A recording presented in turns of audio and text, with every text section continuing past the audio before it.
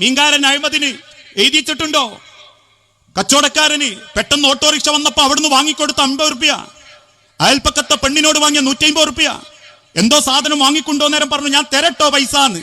ചെറിയ പൈസ ആയപ്പോൾ ചോദിക്കാൻ ഒരു മടി. അങ്ങനെയാ, ഒരു 10 റുപ്യ ഒന്നും ആരും ചോദിക്കൂല. ഞാനൊക്കെ എന്നോട് ഒരു 10 റുപ്യ 1 റുപ്യ ഒരാൾ ചോദിച്ചാ കട എന്ന് പറഞ്ഞാൽ പറയും ഞാൻ ചോദിക്കട്ടോ, 1 റുപ്യ ആണെങ്കിലും വിഷമം വിചാരിക്കരുത്.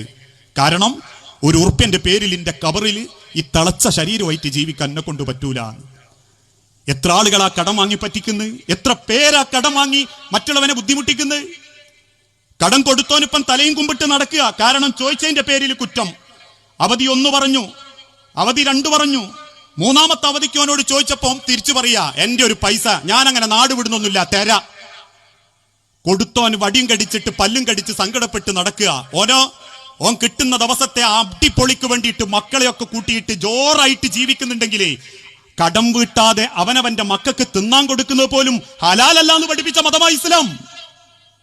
ആ കടം വീട്ടിങ്ങളാദ്യം, അല്ലെങ്കിൽ കടം തന്നവനോട് പോയിട്ട് വിധേയത്തോടെ പറയണം ഈ നീട്ടിത്തരണം, എനിക്ക് കുറച്ച് എന്റെ ഇല്ലാഞ്ഞിട്ടാ, ഇനി എനിക്ക് അർജന്റ് ആണെങ്കിൽ കുറച്ചെങ്കിലും ഞാൻ ഒപ്പിച്ചു തരാ. ഇതൊക്കെയാ മര്യാദ.